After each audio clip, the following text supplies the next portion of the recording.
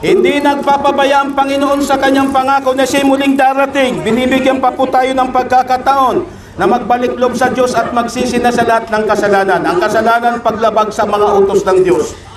Ngayon ay araw ng Sabado, itong araw ng Panginoon.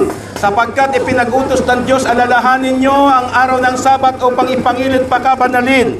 6 na araw kayo magtatrabaho at inyong gagawin ang lahat ng inyong mga gawain. Ngunit ang ika-7 araw, banal na araw ng Panginoon.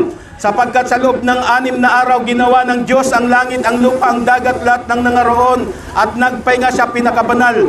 Pinagpala ang araw ng Sabat na ika-7 araw. Iyan ay araw ng Sabado, hindi po linggo.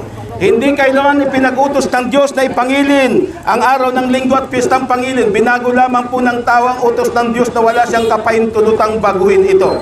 Kaya kung mahal natin ang Panginoong Jesucristo, mga kapatid, na siyang ating tagapagligtas, susundin natin kung ano ang kanyang halimbawa. Ang utos ng Diyos ipangilin ang ika-7 araw. Ang ika-7 araw ay Sabado, hindi po linggo.